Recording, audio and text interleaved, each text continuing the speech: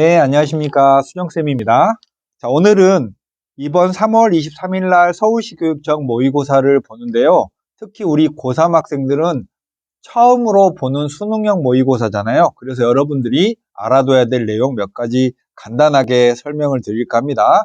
이 모든 교육청 모의고사 서울시, 경기도, 인천시 이렇게 뭐뭐시 교육청 모의고사는 재수생 이상은 공식적으로 응시할 수는 없고 시험 문제만 다운받아서 여러분이 소속된 학원에서 나눠주실 거고요.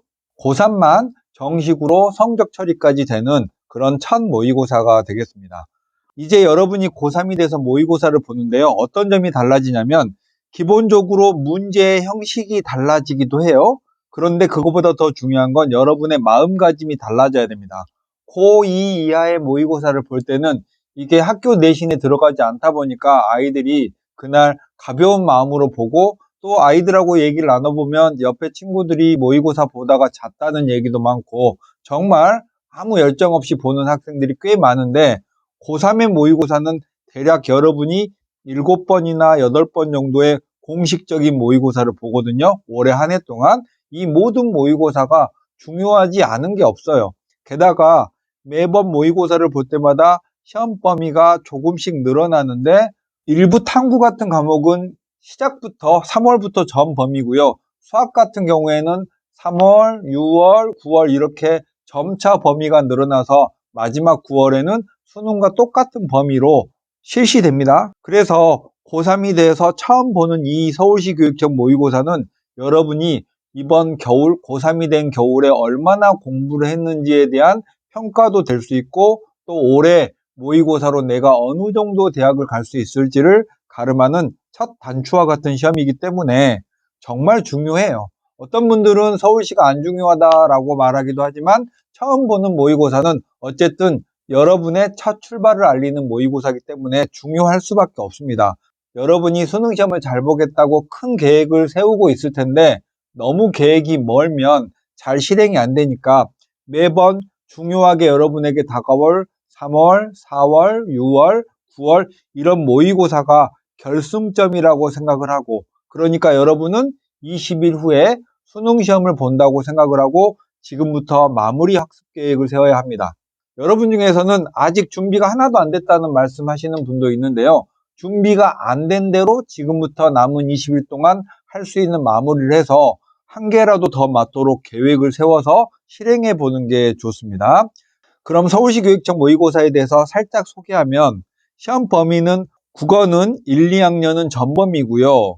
수학은 수학원, 수학2는 공통 과목이어서 전범위고요. 확통을 보는 학생은 경우의 수의 순열조합까지, 미적분을 보는 학생은 수열의 극한에 급수를 제외한 앞에 그냥 수열의 극한까지 보고요. 기하는 2차 곡선까지 봅니다.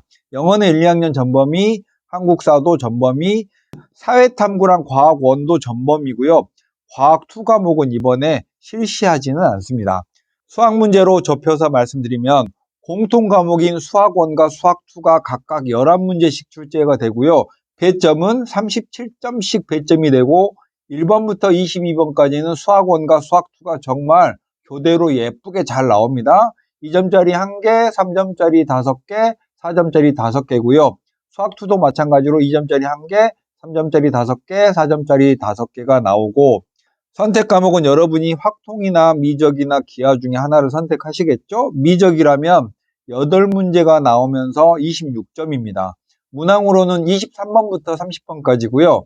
2점짜리가 1개, 3점짜리가 4개, 4점짜리가 3개가 되도록 구성이 되어 있고요. 미적분 중심으로 말씀을 조금만 더 드리면 미적분은 문항수가 8문제잖아요. 근데 이번에는 수열의 극한 한 단원에서만 출제를 하니까 거기에서 웬만한 건 다 출제를 합니다. 무한대분의 무한대꼴, 무한대 마이너스 무한대꼴, 등비수열의 극한, 도형과 극한 이렇게 좁은 단원이다 보니까 수능과 달리 거의 출제가 예상되는 문제가 많다는 사실이죠. 작년과 재작년에 실시됐던 서울시 모의고사 기출문제를 풀어보시면 아 이런 형식으로 출제되겠구나라는 느낌이 오고요. 실제로 문제의 내용도 작년이나 재작년은 올해 서울시 모의고사를 준비하는데 도움이 되니까 지금부터 남은 20일 사이에서 주말에 한두 번 정도는 기출문제를 다운받아서 시간을 딱 정해서 실제 시험 보는 것처럼 여러분이 풀어보시고 거기서 틀린 내용이나 약한 부분을 보완하시면 되겠습니다. 여러분, 모의고사는요, 모의고사를 맞을 때까지는 정말 수능시험인 것처럼 열심히 계획을 세우고 최종 마무리를 하고 시험을 치르고까지는 열정적으로 하시고 나면 모의고사가 끝나고 난 다음에는 또 홀가분하게 훌훌 털어버리는 그런 자세도 필요합니다. 제가 지난 서울시 교육청 모의고사에 대해서 모의고사를 다운받을 수 있는 곳은 서울시 교육청 홈페이지에 가보면 여기 클릭하면 다운받을 수 있고요. 2021년에 실시됐던 모의고사에 대한 분석과 등급컷, 2022년에 실시됐던 모의고사에 대한 분석과 등급컷을 정리해 놓은 게 있습니다. 분석은요, 이번에 여러분이 작년이나 재작년 걸 다운받아서 시험을 한번 보신 다음에 읽어보시면 되겠고, 예상 등급컷은 아무래도 아직 준비가 덜 된 시험이고 고3 재학생만 보다 보니까 등급컷이 매우 낮아요. 한번 클릭해서 하나 살펴보시면 국어의 언매 같은 경우에는 1등급의 원점수가 87점, 2등급 컷이 80점, 3등급이 72점, 4등급이 62점 이 정도 순으로 내려가고 수학은 미적분을 중심으로 보면 1등급 컷이 77점으로 꽤 낮았어요. 2등급이 65점, 3등급이 51점, 4등급이 37점 정도였는데 정말 낮죠? 그래서 여러분이 서울시 교육청 모의고사를 잘 보면 좋긴 하지만 그거 자체로 수능까지 경쟁력이 이어질지는 약간 미지수입니다. 기하도 마찬가지로 1등급 컷이 79점 정도로 꽤 낮았습니다.